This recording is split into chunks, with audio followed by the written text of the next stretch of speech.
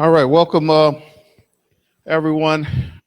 One of the things that we've definitely been doing is in the effort to keep everything that we do transparent. We're also on, of course, we're on Facebook, and then we're also on a group called Cleveland Heights Chatter, where we've gotten a lot of good information and a lot of good feedback, and so we have continued this conversation. One of the things that you may notice today that you don't see, um, you know, Paul Volpe, you don't see um, Alex Frazier, because this, as we round the bend, and what I mean by that is finished as we finished our focus group process, and as we are headed toward uh, the final rounds with planning and ABR and then to city council, we wanted to have this this this meeting. And as you know, we know that again, both Paul and Alex, Alex works. I mean, Paul works for TWG, and Start Right is involved in the project as a 25% uh, owner of the project. That was only because we were a CDC in this neighborhood. Our job is to look out for your interests. Our job is to look out for your interests. And so as we and first I want to thank our council president for being here. I want to thank public officials. I know that our state rep did email and say that she was coming. And I just want to thank God. I want to thank God for them because, in terms of the state rep, she sent this out. She sent out this, and some of you might have seen that. And it's a lot of good information. And we were able to apply for some grants and some funding for our project, and you'll understand how that will come into play down the line, even concerning this TWG uh, project. I want to thank. I know that as we started, that there were a lot of people who were and may still be against uh, the project, but I want to thank everyone who put aside how they felt and came and participated in the focus groups, in the community meetings, and in the focus groups to to change the project into something that they want, that they would like. There's I don't think anyone in the focus group. I mean, the focus group as we started. You think of those who were there as we started it, and then our last meeting was an entirely different uh, group of people, and so we appreciate that. We've had as we looked at it again. I think publicly thank Paul Volpe, who who uh, was a part of the opposition. I mean, this was a part of the opposition. Did not like the design. Came in, listened to the people, listened to what some of the main things that the people were saying. Now, of course, this one project cannot fulfill what everyone wants, but it is a starting point, stepping stone in terms of what can happen on Noble Road. And so there are a number of things that I want to talk about as we go through. So we don't have a lot of slides. We'll have some conversation. But what I wanted to do, I wanted to allow some members of the focus group, since that process was not, uh, you know, it was not, it was not. Once it was done, it was done. There was no recording of it. There was no video of it. And so what I would like, if there was any of the focus group members that want to come up and talk about the process and talk about, your thoughts of the process, good or bad, um, you can come up here. And again, as people are watching, as people will watch, it's one of some of the things that I found too, that people will go back who weren't able to make the meeting or weren't able to see it as it happened, went back and looked at it later because you can tell based upon the people. So if there's anyone that wants to come up and talk about the process itself before I go forward, um, I'll offer you this opportunity now.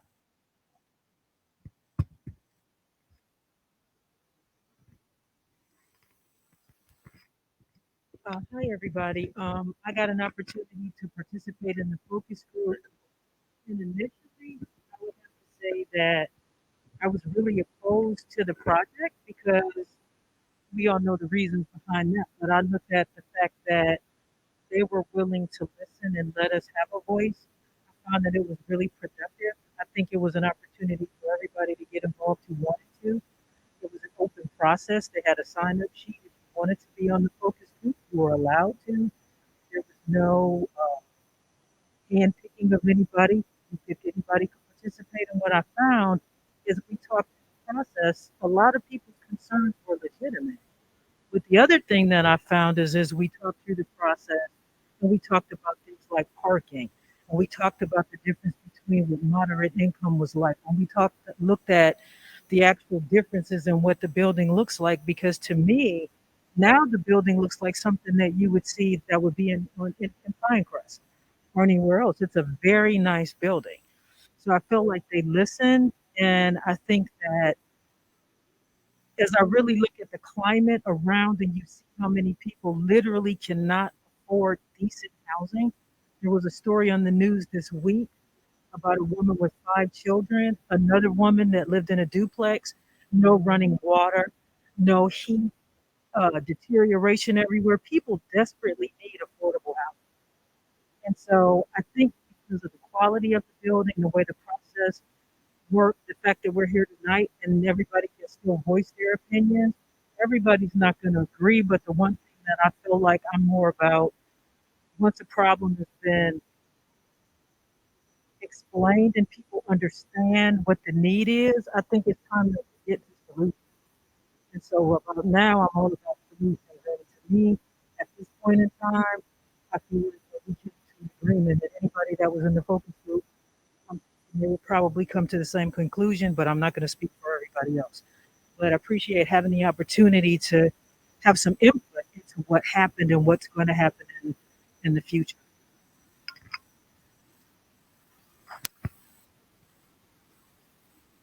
Anyone else?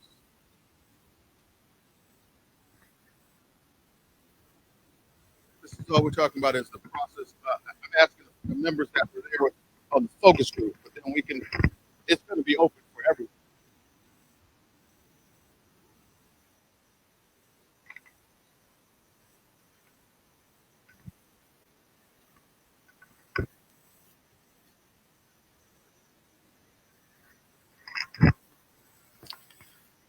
Good evening. My name is Daniel Carter. I was one of the ones who was against this project initially. And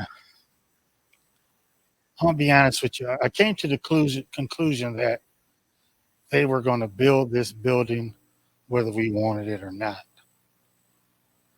just by kind of how things went down. So I told to myself, I said, if this building is going to be here, I need to be on that focus group so I can make sure that what's going into the building is the things that we need in this community. And I think we got that through the focus group. And I think a lot of people were like me. We don't want extra housing. We feel we had enough housing. But I'm going to be honest with you. The housing that's available, I wouldn't live in it. It's just the condition of it is just terrible. So now we're going to have a nice building that hopefully will be the spearhead of the revitalization of Noble Road in the Noble District. And I hope this building will be the start of that. But, you know, I was just being realistic with myself because I live on Woodview. It's going to affect my street because that's where all the traffic's going to be. But I said, you know what, they're going to put this here. So let me make sure that it is a quality building, so we won't end up with a bunch of people who are there struggling to pay, and just, you know, end up like the rest of these apartment buildings that we have. That's all I gotta say. Thank you. Is there anyone else?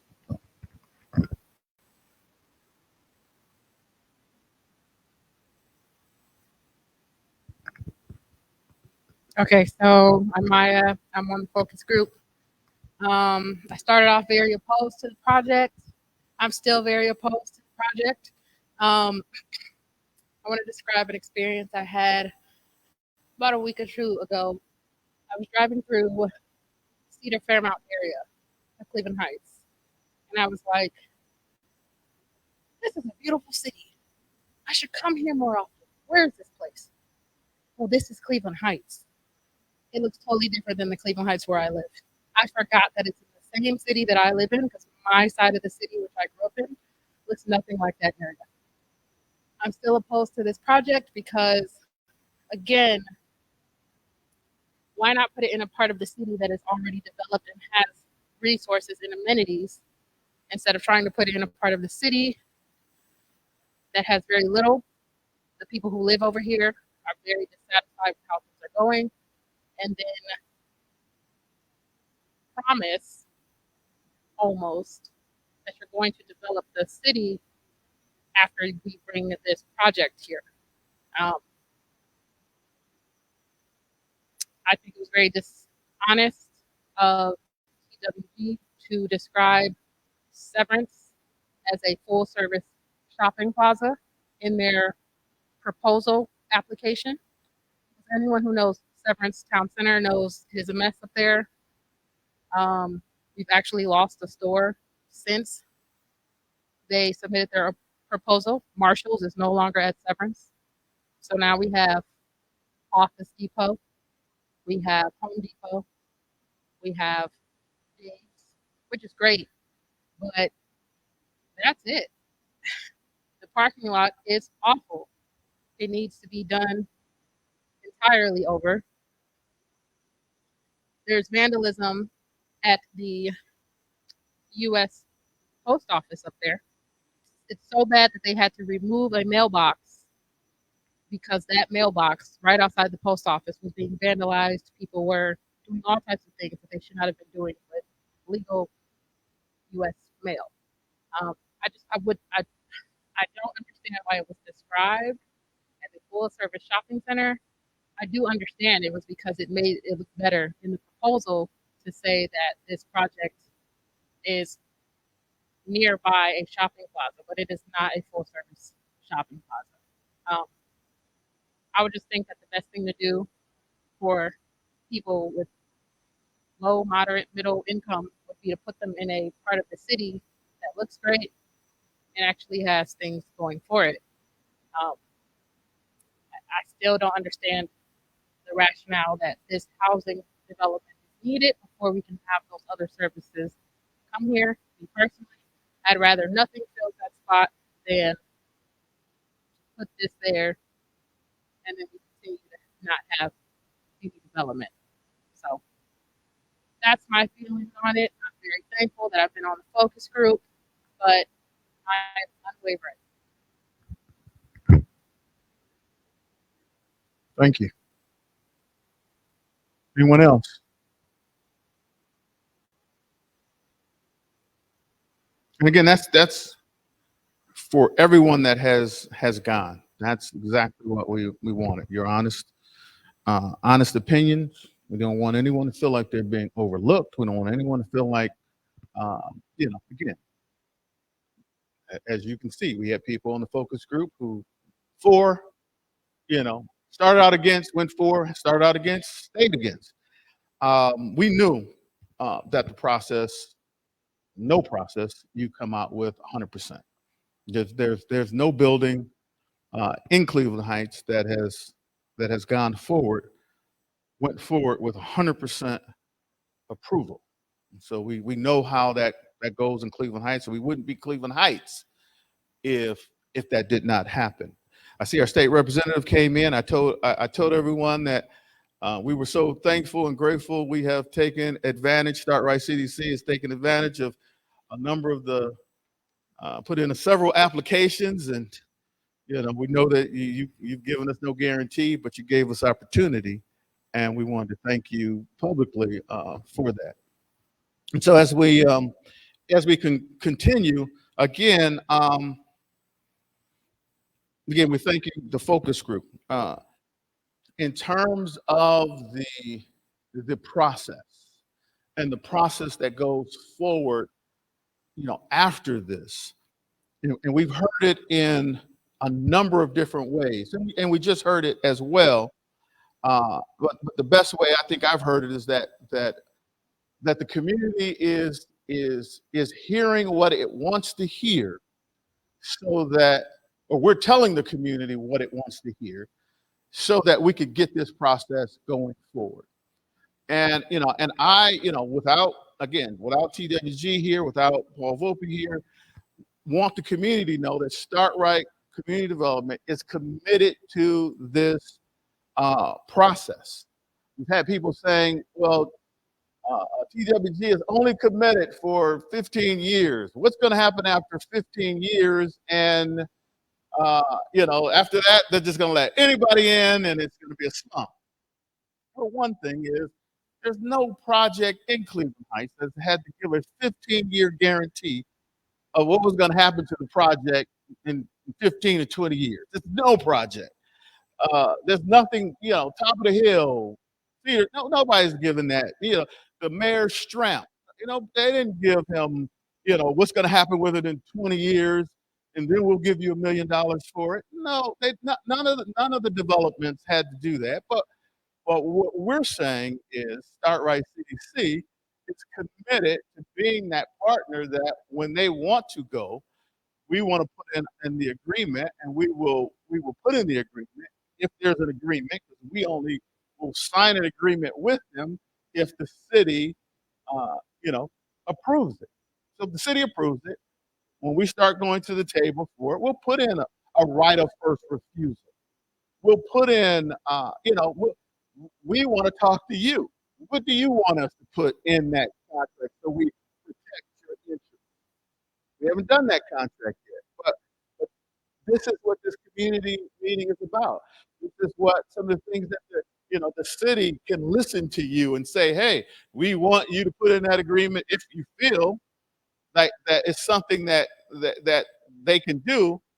But again, no other development gets that kind of put under the microscope and worried about what's going to happen in 15 to 20 years after, so, but again, we're committed.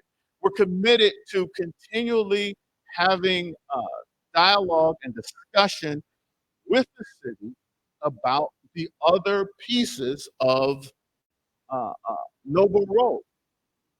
Just like the city worked with the Cedar and Lee development, and they bought the barber shop, or was it a barber shop? It was a beauty salon, and some of the things you guys bought. But in that area, well, we're looking for the city to be just as committed.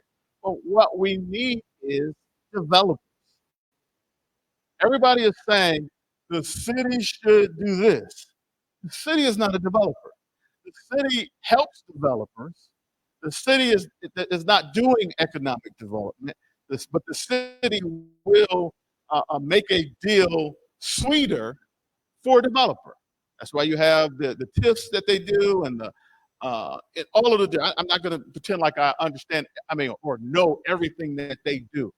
But what I do know is once you have a developer, then the city can work with a developer to bring more money to a project. That's what we're doing. That's what we're working. That's what we're working on. That's what as we're going through this process, we're learning more about what it is we need to have as we see the applications that and the monies that are available that our state rep brought into the process. Then we understand some of these things that we have to do. If this is approved, right? You're not going to see a building for almost 3 years. So that's the process. And then and it was started last year.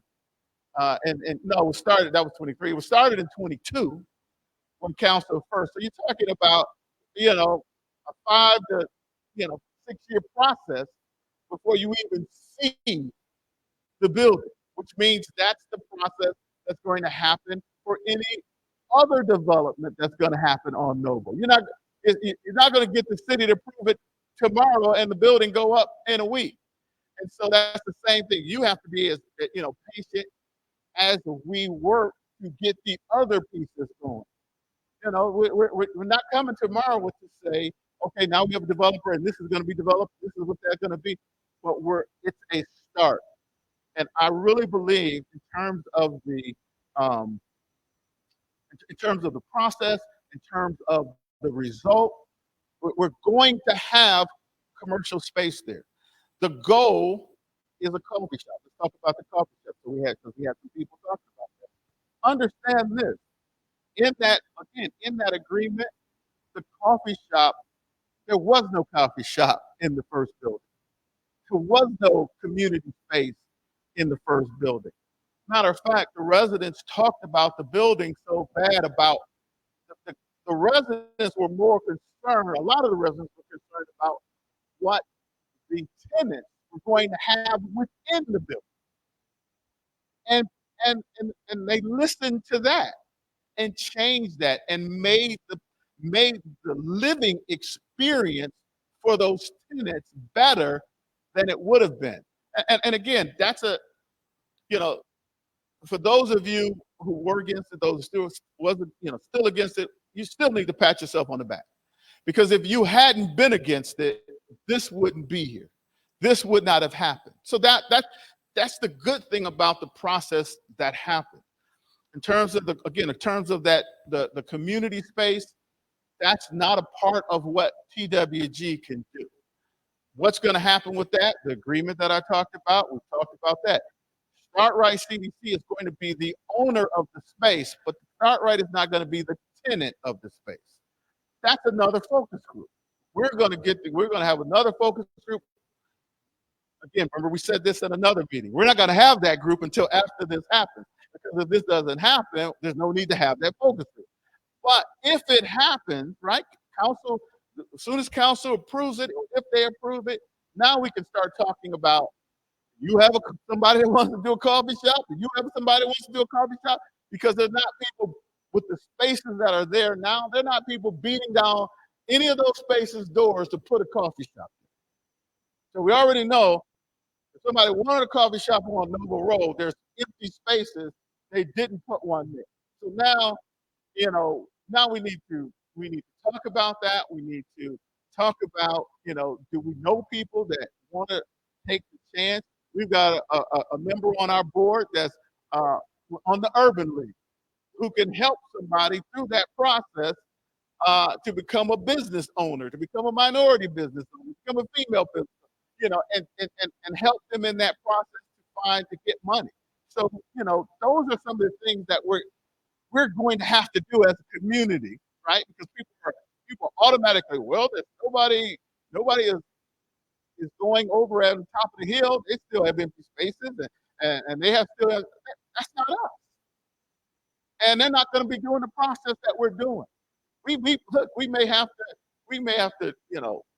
we have to be very creative to get what we want, but that's going to be part of we already know it's the Wild Wild West. Noble Road is considered the Wild Wild West when you really think about it of Cleveland Heights. But what happened? You had to get people that wanted to go out there and wanted to be the first and what's going to have to happen? Nobody is beating the doors down to build on Noble Road. The reason why we're having this conversation in the first place is because TWG came and wanted to spend $14 million. And so what we did was, and what you did was say, okay, if you want to spend this $14 million, you're going to have to give us something. And they did. They really did. I mean, I would have never dreamed. That's just this side. There's another one that shows the open side, from getting that was great as well. And so when people say, well, we don't want this, we want economic development.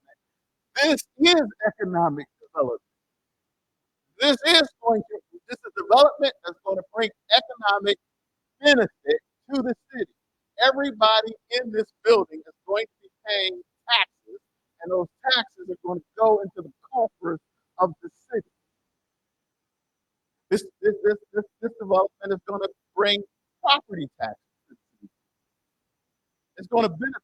I mean, and so those are the things, and it's going to spur other development. So that's key. In terms of the application process, there's an extensive application process for someone wanting to be a tenant at this project. I asked for it. I wanted to see it, and I'll make it available to whoever wants it. But there's income requirements, there's credit history, there's landlord references, there's criminal history. All of those things can, if you have a positive, it can make you available. If it's negative, you don't have to. I mean, when people start talking about this is going to be again a Section 8 program, and it's going to bring people. I mean, again, and even as I say that, those are programs that are needed. Those are programs that help people and help them have affordable housing. This, however, is not that program, and it's not designed to be that program.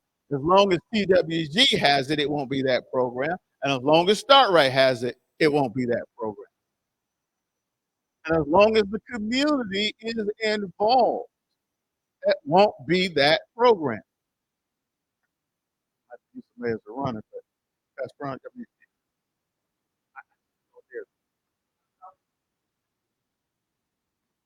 I was just going to ask in this process, is there going to be like a board that approves these individuals, or is it just going to be TWG that's doing that? Just piggyback on that too. What about you said criminal background? So who's criminal background check? Is that going to be a background check?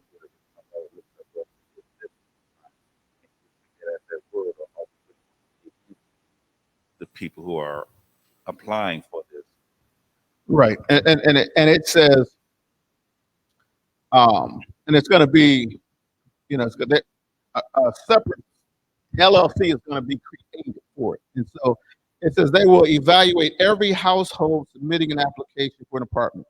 The screening process is used to evaluate the probability of whether or not the applicants may satisfactorily fulfill their lease obligations. So, I mean, and I'll read some of this other. A certain number of households must qualify under certain Internal Revenue rules, the Section 42 program. They will make every effort to comply with all applicable federal, state, and local fair housing and civil rights laws and equal opportunity requirements. So as they deal with all of that, I mean, and again, there's a lot. I don't know if everybody wants, but it says each household member will be required to complete a separate application with an additional application fee. That's already, every member that of the household is going to have to submit an application, not just one person who says, okay, I'm gonna rent the place. And again, a household will be considered all individuals residing in the unit. co-head of household, spouse, other adults. However, the following individuals will not be included when determining income eligibility. That's live-in adults. A dwelling unit of the appropriate size must be available in order to permit occupancy by an eligible household.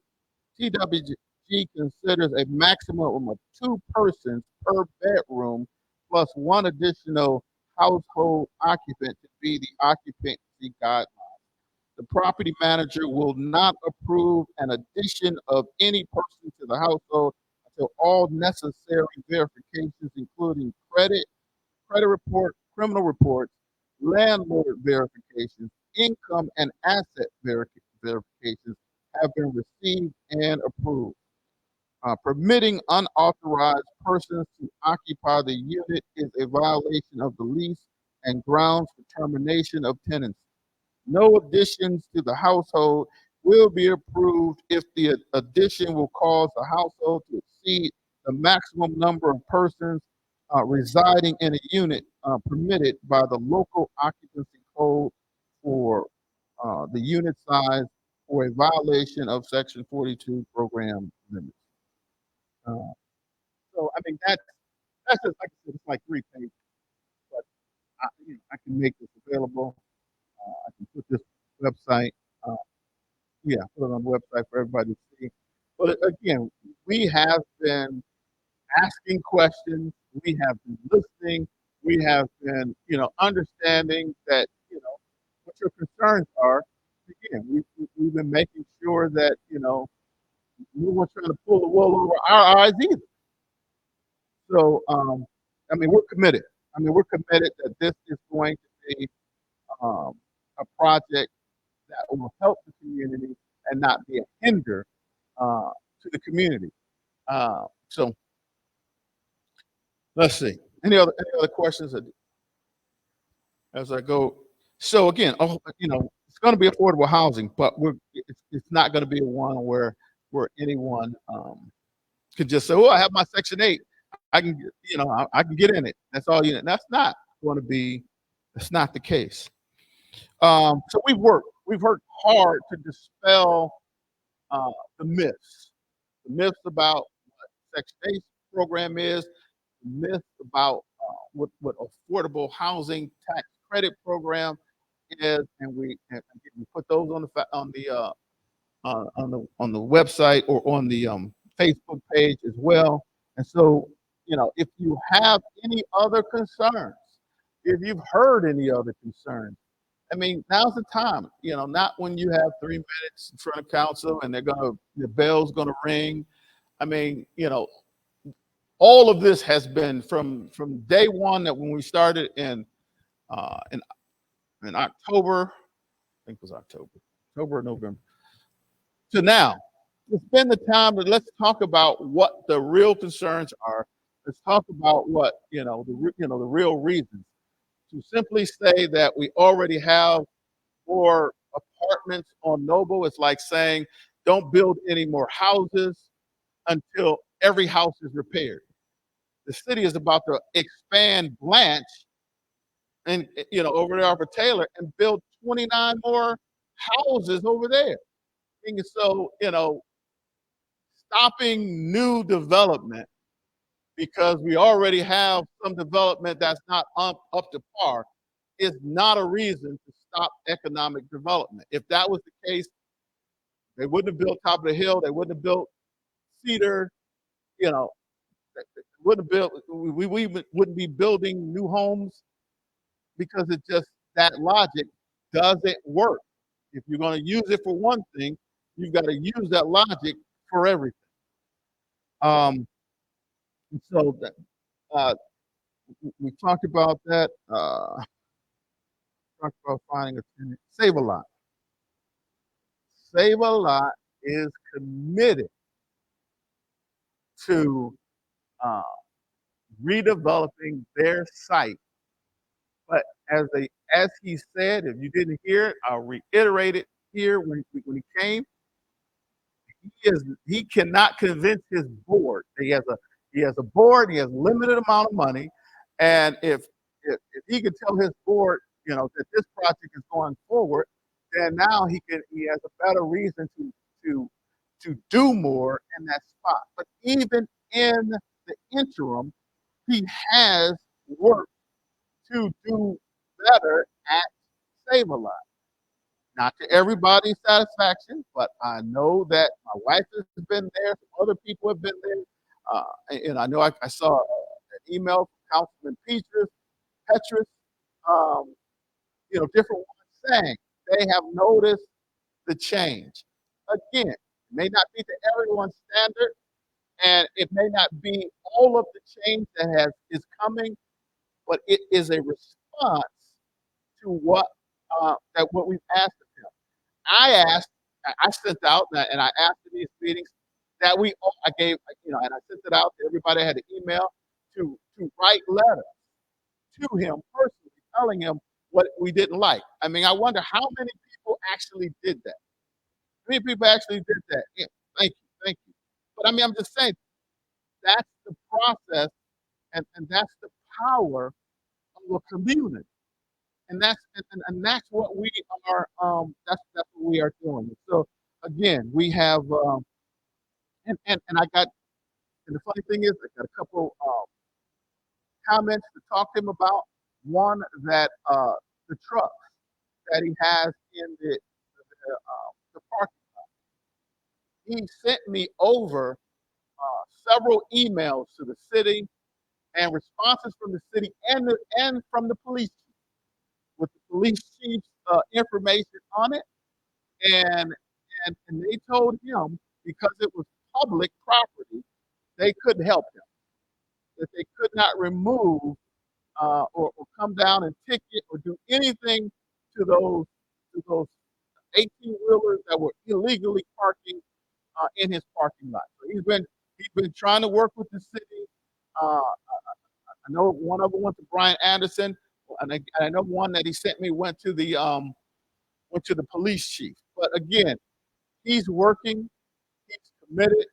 Maybe council has to come up with some legislation that might help him get rid of, that will help him allow the police to go on his property, to get rid of the 18 wheelers. I don't know. I don't know if there's legislation that needs to be done or some already on the books. But as far as the people that he talked to, he cannot get any help from the city on that problem. And so he's working.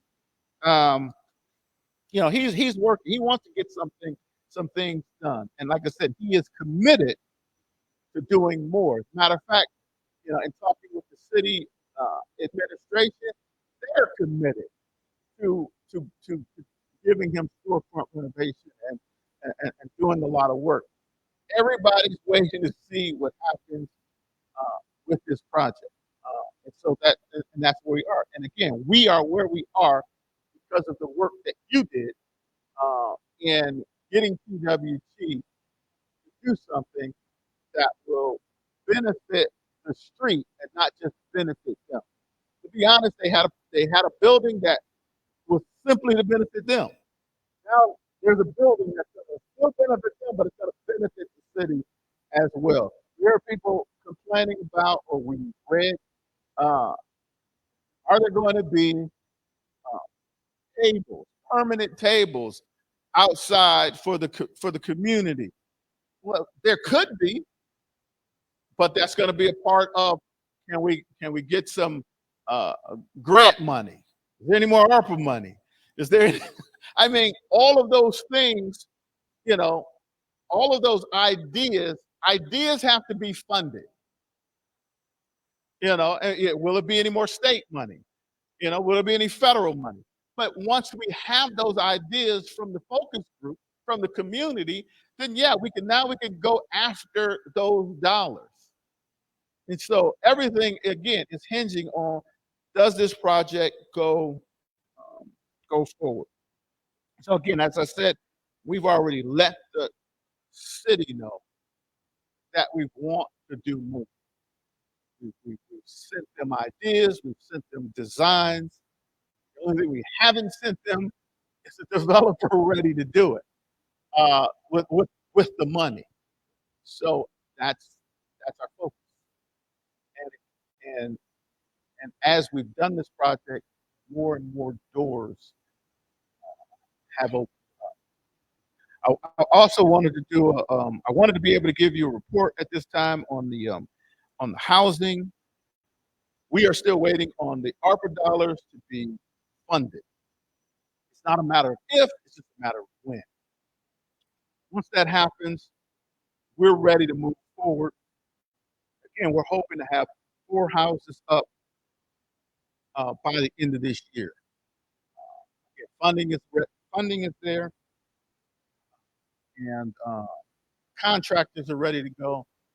So that's where we are. So again, there's a lot of exciting things that are going to happen or going to and can happen in the Noble Mila area, and we thank you for your support. That's all I have now. It's just open for questions. Yeah, come on.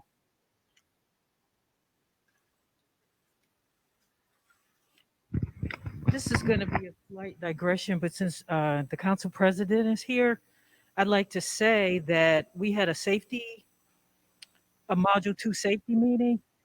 And personally, I found that format to be confusing. And when I went home, I thought about it. And I said, one thing that may have been something to think about in the future is to, when we walk in, have a sit down, explain to everybody what's going to happen. I have this person at that station, that person at that station. Maybe have them introduce themselves and explain what their station is going to do. Talk about the process of you going from station to station, and then maybe leave some time where we sit back down and then maybe have like a 2 or 3 minute time limit like we do at City Hall to say, okay, this is feedback from there. Because it was to me so unpredictable that I'm like, I'm not really getting anything from this. And I appreciate that you guys are trying, but I wanted to make that suggestion because I think that would probably be a really effective way to make even that format work. And even if you don't do that format, to let more people speak and do it like City Hall. You get 3 minutes, respect the time, buzzer goes off, you have to sit down. But I think those meetings are good, but that one was a bit chaotic, and even going from table to table, like personally, I'm trying to think, okay, what's the best way to make progress in this? And I couldn't figure it out. And so instead of just complaining about the process, I'm thinking maybe we could revamp the way that next meeting goes because I didn't know how to get that feedback to anybody. So sorry.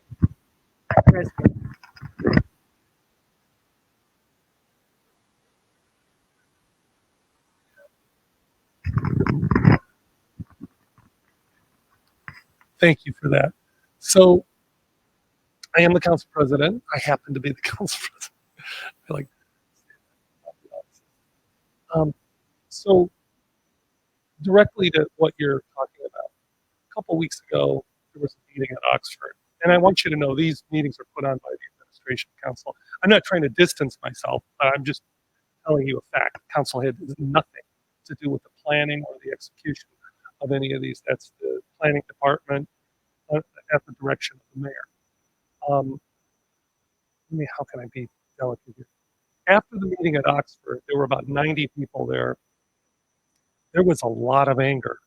And it was not just about neglect of the properties and so forth, but it was about being lectured to for an hour before anybody was allowed to say a word.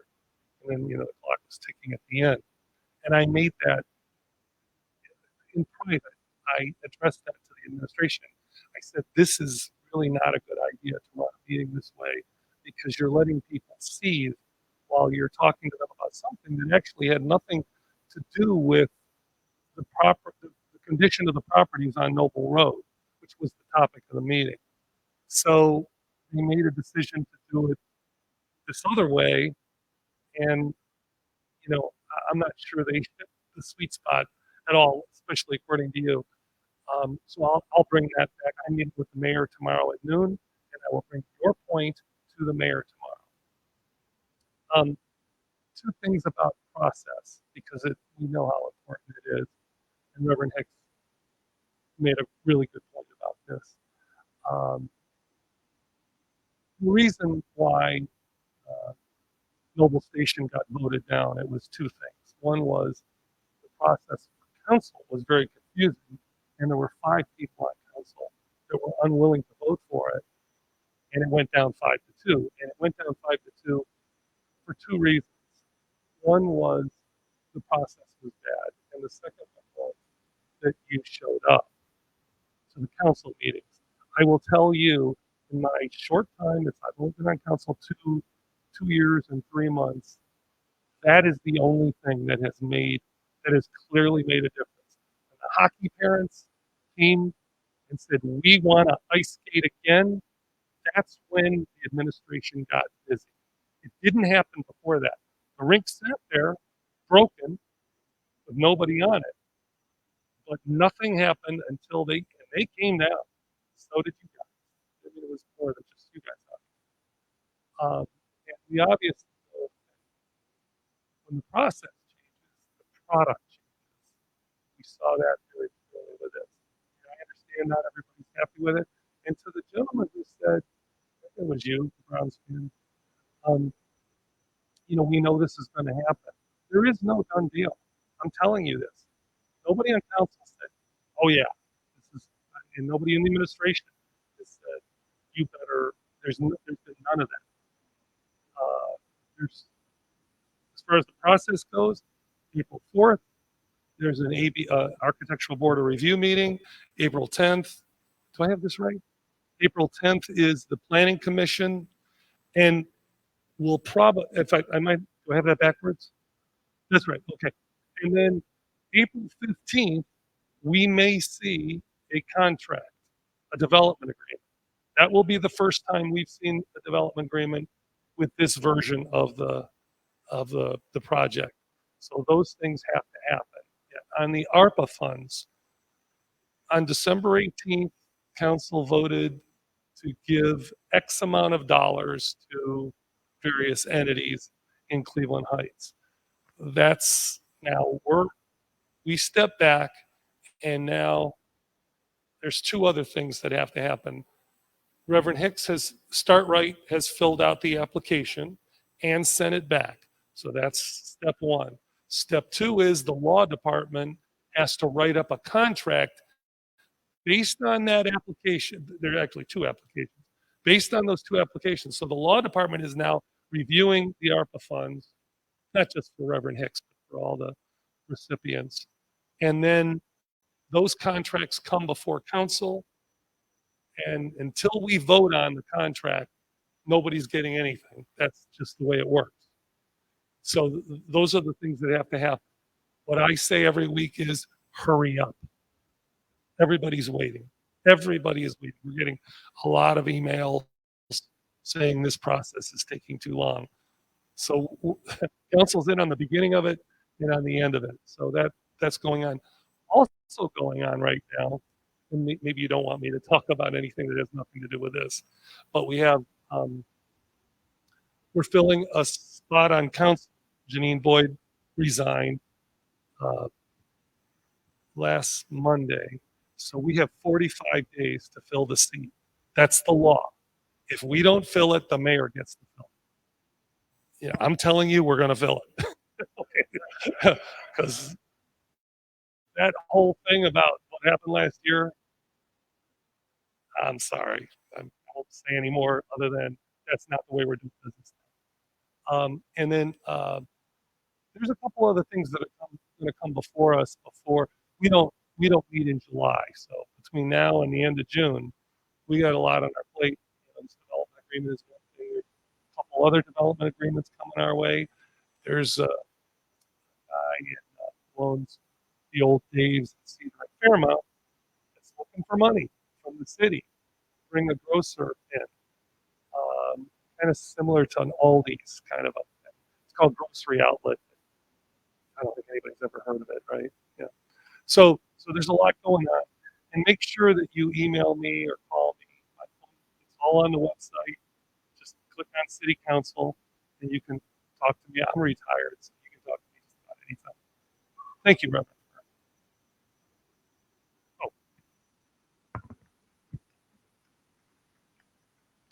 All right.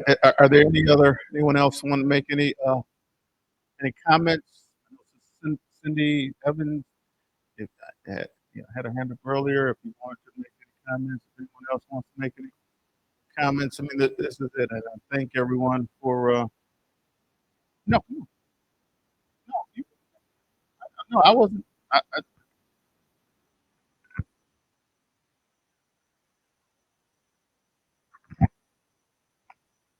Good evening, everyone. My name is Richard Brown, and I'm a member of Start Right Church of God in Christ. I'm also a member of the board for the CDC. I'm also a resident of Woodview Road, so I have a different perspective from everyone. I have a multi-level perspective about this whole project and this process. Being a resident over 25 years, I've seen a lot of things come and go in our community. I raised two daughters. They graduated from, went through Monticello, Oxford, Heights High. And the one thing that has not changed is through all these years, you don't see a lot of development in our area. And even as you ride down the street, on Noble, it's like you see stores closed up. You see um, decay. You see things going down. And so even though everybody may not be on board with this project, the one thing I think about is opportunity. And what is opportunity? You find a need and fill it. So that's what TWG is doing. They found a need and they're trying to fill it. And also what you have to look at, I'm also a senior business advisor with the Minority Business Assistance Center at the Urban League of Greater Cleveland. So I wear many hats. So I help small businesses all the time. That's what I do. Try to create opportunities for small businesses to grow and scale. And so when I think about this project and the fact that it has evolved and the community involvement and the focus groups, and we're to this point right now, and initially there wasn't a commercial space, but so when they said there's going to be a commercial space, opportunity for a small business, then I really got excited because that's right in my wheelhouse. And so, again, like I said, just being here for so long and not seeing anything change, you know, it's if you keep doing the same thing over and over and expecting change, that's the definition for insanity, right? So you have to be willing to look at the big picture. If there's someone who's willing to invest in your area, you don't know, that can also spark more interest. I mean, when people see something new excites people.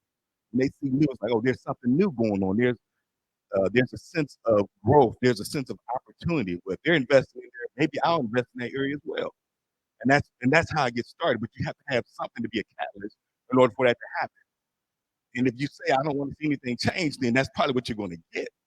And then I don't know, I'm 60 years old. I tell my age. I don't know if I'm gonna be here another 30 years to see something change in the community. It's like it's been so many years we haven't seen anything change. So the past is in the past. You can't change the past. What happened in the past is the past. We cannot change the past. We can learn from the past, but you can't change it. And so this project is an opportunity to move forward, to be a catalyst to something new in our area that we so desperately want. I mean, and you see the other partners, stabilize saying, hey, I'm gonna do things differently if this happens. You see people making an effort, a concerted effort to do things differently. And so we definitely want to see growth in our community. We want to see change in our community. And again, like I said, you may not be on board with that's okay. But the one thing I'll say is when people, want to invest in your area and put money into your area, that's something you have to take a look at. I mean, and like I said, I live on Woodview.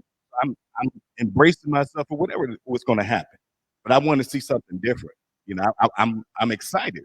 It's an opportunity. Like I said, it's an opportunity for something different. So that excites me. I mean, I'm not naive because I live in the area, right? So I know everything that has transpired in our area over the years. I've been here over 20. Since 1995. So I know, and I've seen a lot, but I'm still here because I believe in what our CDC is doing. We're committed to this community. We're building houses in the community. We have rehab homes, as Pastor said, in the community. We are committed to the community. We are vested in this community, and we want to see this community grow. If it can happen on the other side of town, why can't it happen here? So, that's my take on it. I sit back and listen to a lot of things, but I'm saying you have to broaden your perspective. It's all about your mindset, the way you look at things. And if you change your mindset, you can change your life. Change the way you think, and you can change your life. That's my philosophy. So thank All right, thank you. I think oh,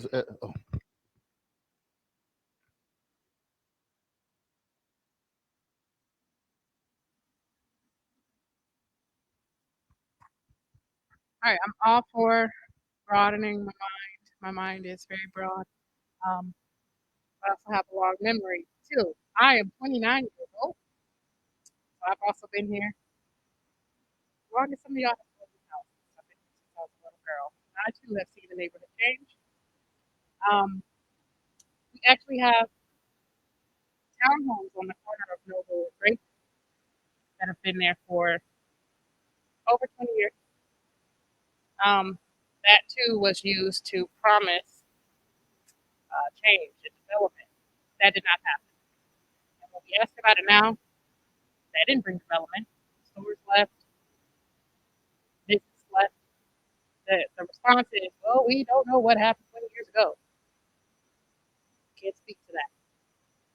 And that's a problem because to me, that says that people are making empty promises. They're not going based on facts, they're not going based on patterns. And the pattern is we have housing in the area. Always had that. And in fact, our area is not considered a low income area. Our area does bring in property taxes and all of that because everybody there pays taxes for the city of Cleveland Heights because people complain all the time about how expensive the taxes are. So these are tax-paying residents as well. They are complaining about the lack of amenities that nobody can answer. I have yet to hear the satisfying answer as to how this new yet same old housing project will bring economic development. It is quite literally a residential housing development. That is what it is listed as. It is not commercial. It is residential. Those words have meaning. I'm all about what gets written down in the policies. And in the policy, this gets signed, it's getting signed as a residential housing development. It is not commercial, meaning it's not economic development. A lot of people in the area too have scoffed at the idea of every time we talk about this area, it's all about bringing small business. Why it always has to be small business. We need some stronger anchor stores, I feel, in the area to hold up the community because strong commercial economic business districts usually have some sort of anchor store, right? I would say. Like I said, Cedar Fairmount, I mean, they've got a Buffalo Wild Wings over there. They got a, what's the one restaurant? Mario's, University Heights, Cedar area. They've got Five Guys. They've got a PetSmart. They've got a, um, what is the fitness place? Planet Fitness, right? You've got those things there that hold that place down, right? We have nothing like that. So again, I just want to see it in writing. Why we should believe that this housing project will bring about the economic development that we're asking for when that just hasn't held up in the past. Like we don't have any evidence to say that that's what's going to happen. We talk about top of the hill, but top of the hill is not an affordable housing development. Market rate housing. So this is off my ignorance. If someone can tell me the name of another affordable housing development project that has been done in Cleveland Heights on what we consider the better end of it, I would like to know because we get compared at times when they say, you know, nobody completely agreed with this and that and that and that, but there are very significantly different things that are going on in that side of the city versus what's actually going on here. Again, those developments have been market rate housing to the best of my understanding. This will not be. And again, I spoke at one of the meetings, um, at one of the schools where the mayor was. Yeah, the city is doing a little bit better at being honest about the fact that they have just neglected to invest in this area. But at the same time, I don't think that that's fair to keep trying to convince us in the area that The things that are going on here aren't because of basically disinvestment, divestment from the city. Like, you're wanting to put an affordable housing project over here in this area because you know, I'm sorry, it's just not going to fly in other parts of the city. It's just not. There's this idea that they don't need it in the other parts of the city. Okay, I'm not understanding that because again, I keep going back to why are we trying to put a project here in an area that has less? Quite literally, it has less. Why would you not try to put it in a part of the city that is already well resourced? I'm not understanding that. If Cleveland Heights needs more affordable housing, then why is this project being relegated to this area in the city? Those are just questions that I keep asking because I just feel like I'm not getting satisfying answers to them. Data-based answers, concrete data-based answers to those questions that would actually show me that this is the area of this city entirely, Cleveland Heights, that needs affordable housing. So that's my spiel. No, those are great questions, and I really wish that you take a mic and ask each one separately so that we could all talk about them separately. So, I mean, if you give me one of those questions, and we can talk about the one about the affordable housing. You won't find any affordable housing LIHTC projects in the city of Cleveland Heights because there are none. So this was the first one that was presented to the city of Cleveland Heights. That's why it's so new. So you won't find another being in the city of Cleveland Heights. There's data.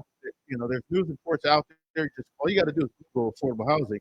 The city of Cleveland Heights is in need. I mean, the city of Cleveland, the greater Cleveland area is in need of affordable housing, which would have rental rates under $1,000. So that's a need, and it's been compared nationally. And I believe those numbers were that the greater Cleveland area was like three points over. I don't have the data here, but we can get you that data, and it's also online. What was the other question?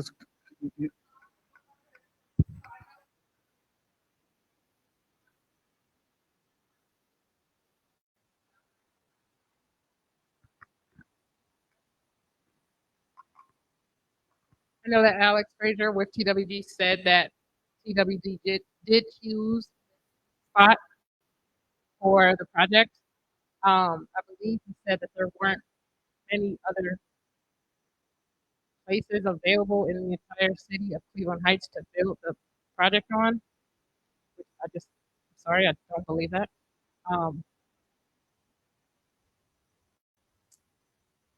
Yeah, I don't know. No, I mean, you asked something new.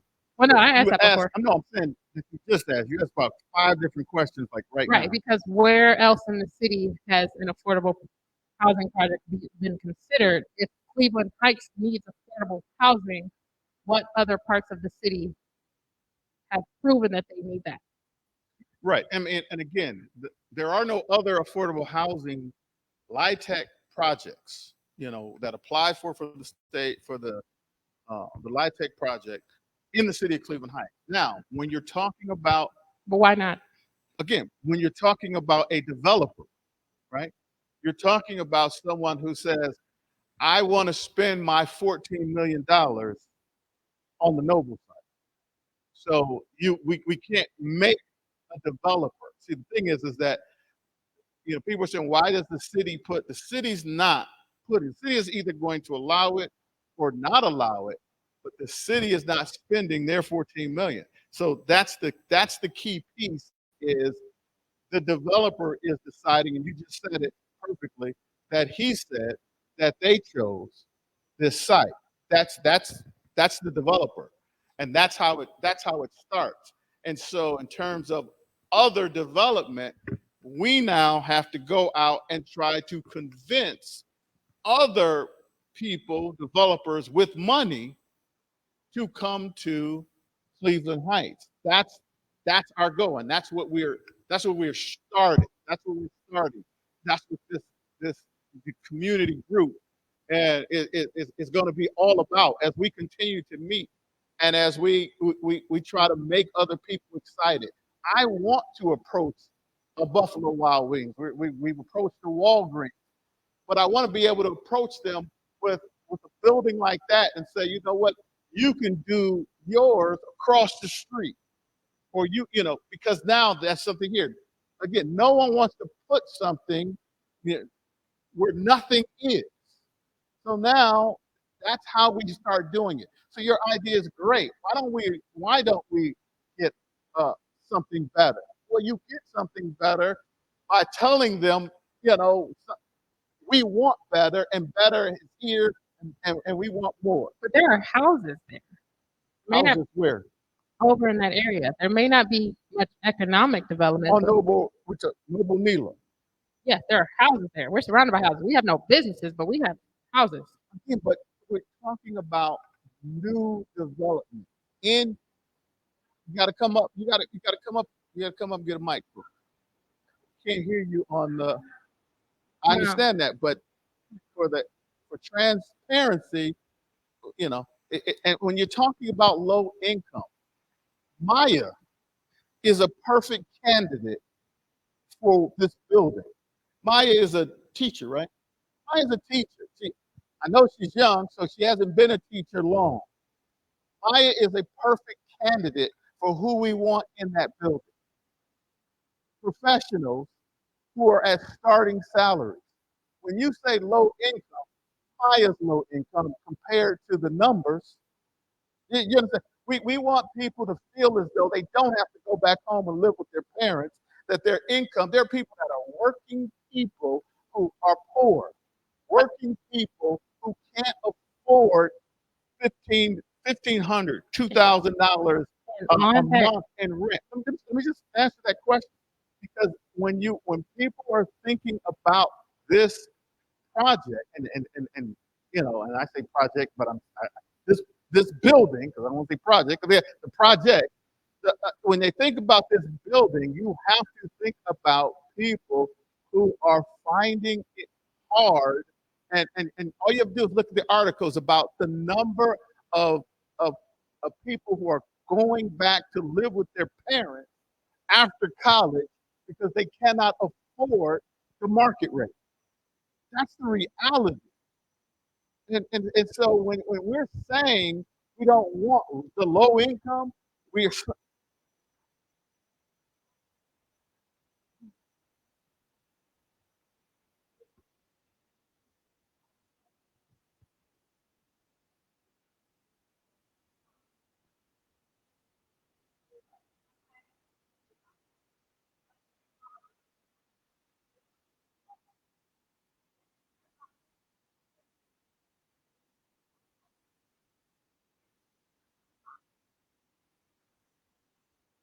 again, I hear what you're saying, but you're saying the low income is not what we want.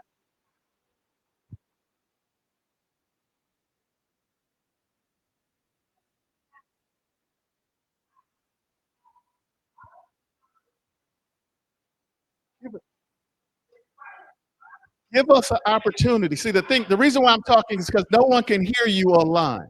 I just No want one to can say, hear what you're saying, and so they're hearing dead space as you're talking. I just want to say personally, okay, I grew up here. Yes, if I am considered low income and this project would be perfect for me, not if it's where it's at.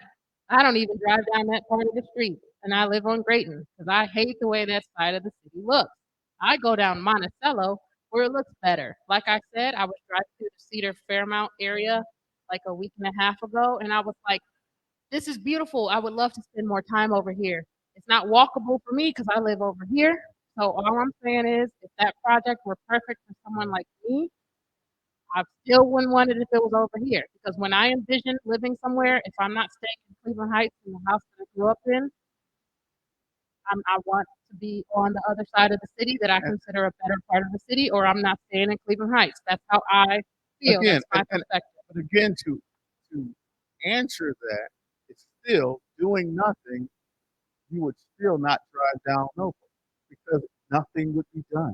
And so what we're saying is, and again, it is hard to believe because, as you said, the Grayton Court was built, but to me, Grayton Court being built in the business district on Noble was was the worst case scenario if you ever wanted a business district. The Grayton Court on Noble took the business spaces that were businesses. If you're saying you're 29 years, I was 10 when I moved here. I went to Oxford, Monticello, and Cleveland Heights. I remember when there were 2 grocery stores on Noble. I remember when there were 3 banks.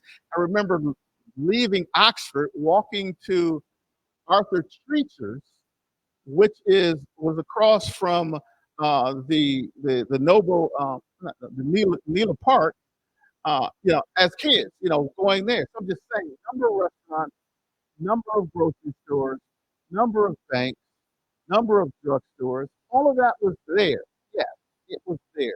It's not there. The question is, do we want to start doing something? There's folks that are saying, I don't believe that this will bring this. Okay, well, you don't believe it. Give us a chance. Give those who do believe, those who have faith enough to try. We're trying. We have what we don't have exactly what we want, but we're trying to do something. You're saying bring businesses, and I would say I would love to. You tell us how. You tell us, you tell us the way to do it because it hasn't happened. It's not happening. And we're saying this is an opportunity to try. All we want to do is try. And we're saying we're not going to give up. Well, here's a thought. Cedar Fairmount is, they've lost the Russos and the Davies. And so now they've got a grocery store that's invested who said they're going to put $5 million into that existing store, and they want $1 million more from the city. And here we have Save a Lot up here that hasn't asked the city for anything yet, but the neighborhood could sure use that because it's right across the street from the TWG project. So if we want to do something that has really significant impact, if the TWG project goes forward, so should Save a Lot improvement. Now, it's my understanding that Save a Lot owned all that parking lot. And the chief of police at the meeting at Monticello said that he had not heard from the owner of Save a Lot. He not heard from him about the illegal parking of the 18-wheelers. I asked him about the break-ins, and I knew about one at the Save a Lot, but I understand there have been several more.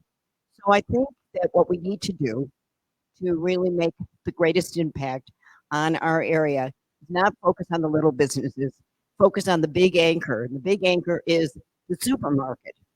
So I would say, if our CDC is going to be effective, we should band together behind our CDC, be very vocal about helping Save a Lot. Save a Lot will do more for the neighborhood if it's upgraded and maybe redesigned and get rid of those 18-wheelers. There's nothing more discouraging than to pull into that parking lot and see 5 cars when it's a big supermarket. So that is my suggestion. I do have a couple of others if you want to hear them. I think the city could spend some money and fill the potholes in the municipal lots along Noble Road. They are city owned. They've got potholes. They could do something little to show that they've really made a commitment to Noble. The other thing that they could do is go through every street, residential and the commercial, and upgrade the lighting and just really do something to improve the lighting to improve the safety. Because I know people do not feel safe walking here. I heard this time and time again, and I heard it buzzed at the Oxford meeting and a little bit of buzz at the Monticello meeting. The third thing is, I think that we should put some pressure on our city administration to have our police chief have a better plan and for patrolling our area. Uh, once those things are done, then we can talk about other development areas. But people have to feel safe, and they have to feel that they want to stay here. And the supermarket has to be a booming place, not just for local. Dave's shouldn't be a choice here in town. So those are my thoughts. And I think our CDC, Start Right, could be a big instigator and initiator of those efforts.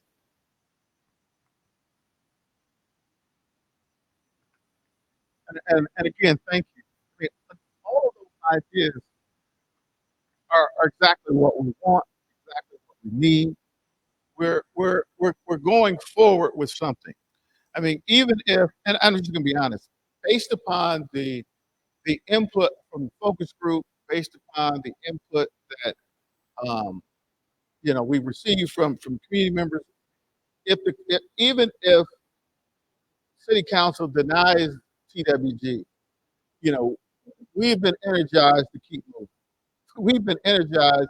I mean, we recognize, like I said, there's resources out there, there's things that we can do, but it would be so much better if as we're talking to these other people, I mean, we send something out to Popeyes, and we've been reaching out to people to bring them here, and we need to be able to have development so that we can get Paul to do some mock-ups and actually do a drawing of their building like right in this spot. I mean, that's kind of that's the energy that we need. We have momentum.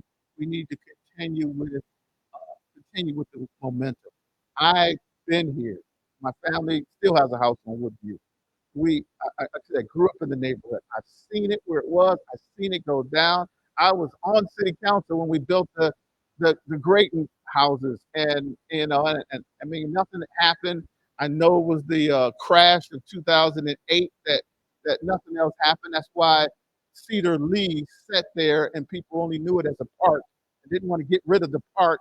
But all of those buildings was torn down so that they could do what they're doing now. But 20 years went by, and nobody remembers. So we know that nothing has been done. We know that there have been some promises made that that weren't kept.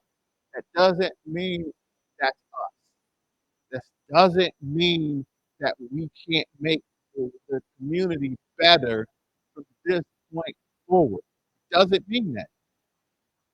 My past does not predict my future. We got to know that, and we've got to understand that, and we've got to work together. Start Right can't do any of this by ourselves. Can't do any of this by ourselves.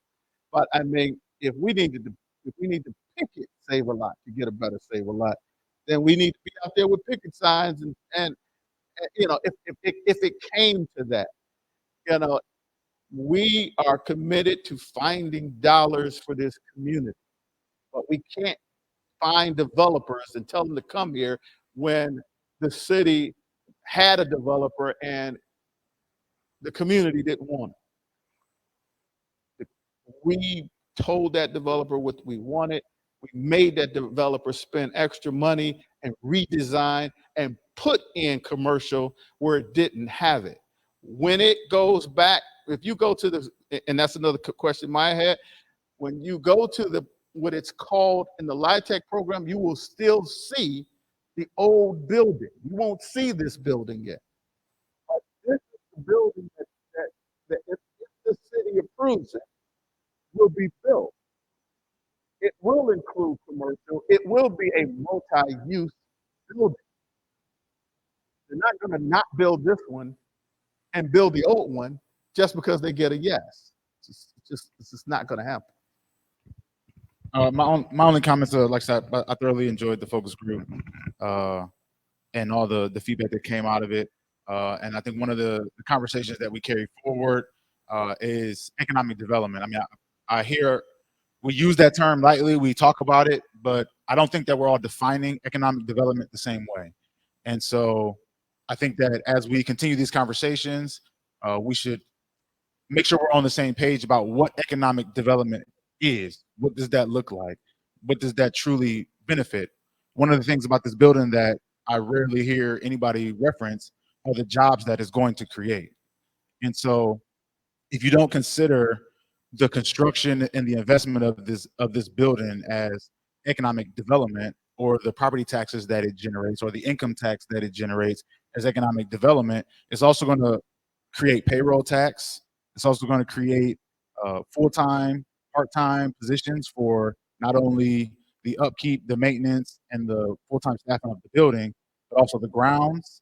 You know, we saw a presentation on the beautiful landscape design that's going to go into that. This upkeep that has to happen there, and then the people that are working there, they have to have somewhere to live as well. And so we're also talking about potential drivers for new homeowners in this neighborhood as well, which is an additional benefit that gets brought in. And so there are multiple things that we have to consider when we talk about economic development, and not just commercial development.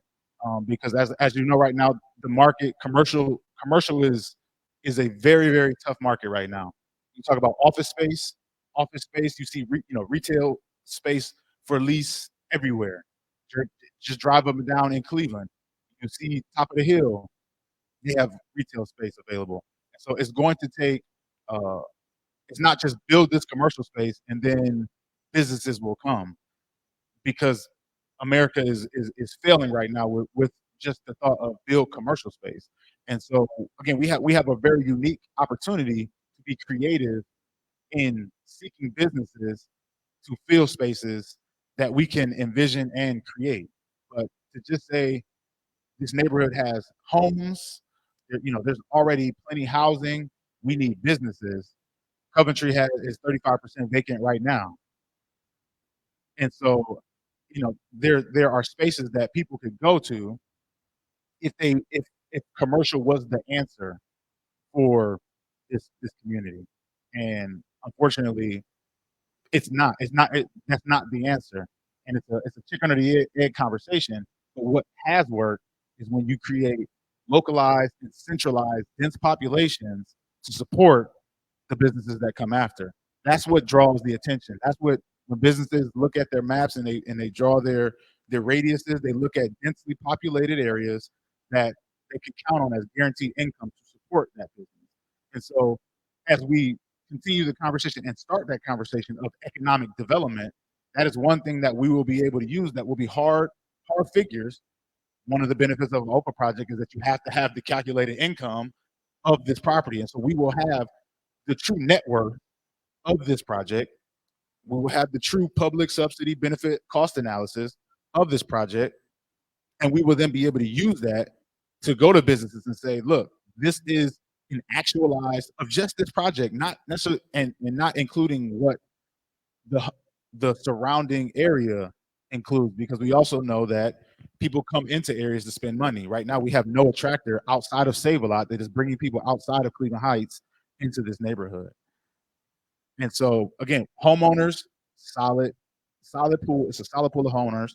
We have renters, but that doesn't detract from anything that we're trying to do. But we need to bring in local, centralized, dense population, because that is what's going to be new about this neighborhood and has not occurred about in this neighborhood. Again, the Grayton Court townhomes was a market rate development, which was not supported by any subsidy. And they stopped doing it because the market would not support the income that developer was trying to make. So that's a huge difference about this project versus a market rate project, is that the state is supporting this project with subsidy. TWG was trying to build this as a private developer. They would not build this project here because the market would not support it, which is why Grayton Court did not continue, because the rent that the developer wanted, they were not getting. And so they had to stop at how many of it, 20, 30? It's 28, but they wanted to do like 2 times that amount, but the market wouldn't support it. And so again, the benefit of this project is that the state will support where the market will not, which allows for creativity to happen. It allows for, other subsidy to kick in because it's a state supported project. So there are many different benefits that this project will open the door for, simply because it's a state funded project, that there will automatically be funds that we could qualify for other commercial development. Again, that's going to take a focus group that's going to be able to, again, working with the Minority Business League and the county, and bring in, specialized folk that can tell us, hey, this is going to be the highest and best use for this property. And again, working with the wants and needs of this community and the truth and the reality, we're going to come up with something that works for this community. But again, it's a process. I'm excited for the process. I like seeing the excitement. I like hearing the debate, because again, the reality is 2 years ago, we weren't having this conversation. There were localized pockets of frustrations, but we weren't having this as a collective group to try to seek a collective answer. This just simply wasn't happening. And that was only 2 years ago. So I'm excited about what can happen. I see a lot of faces that are committed to seeing this through on both sides of the issue. And again, I'm excited, but I think we need to get on the same page about what we consider economic development. And then we'll be able to move forward and speak the same language.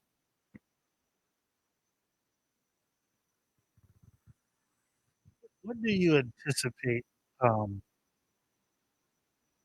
cost of these homes, the rental rate? What do you anticipate that to be?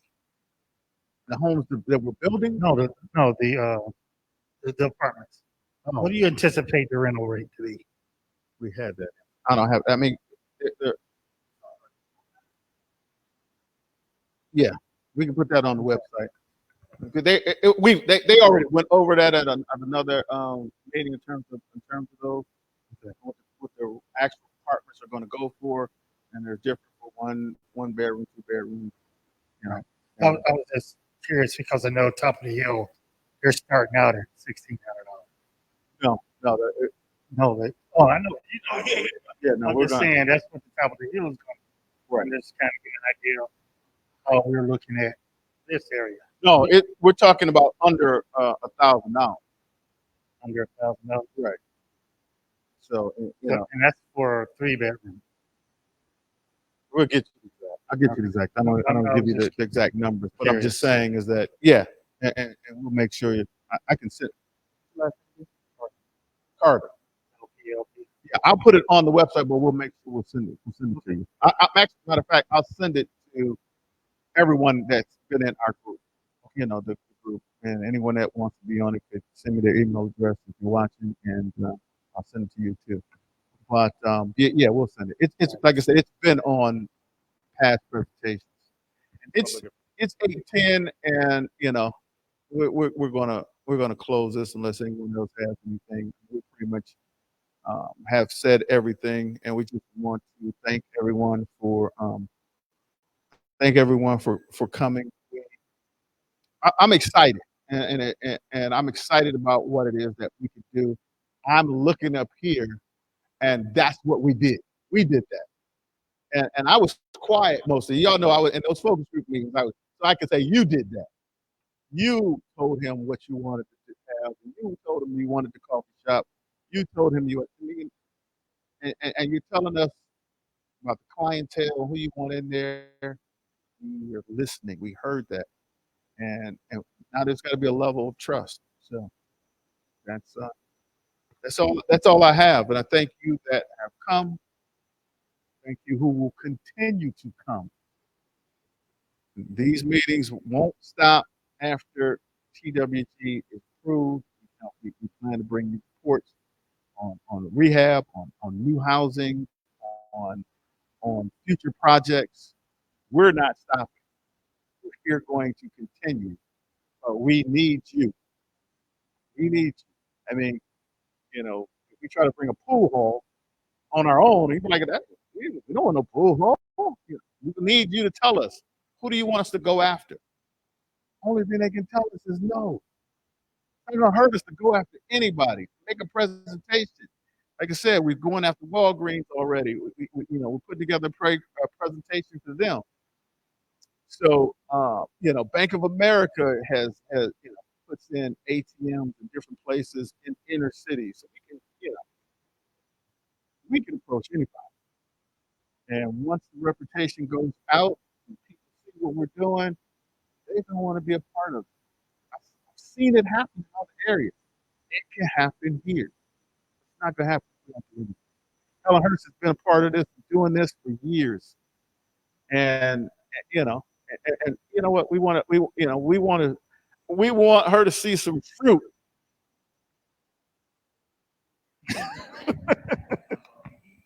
Yeah. All right. God bless everyone. Take care.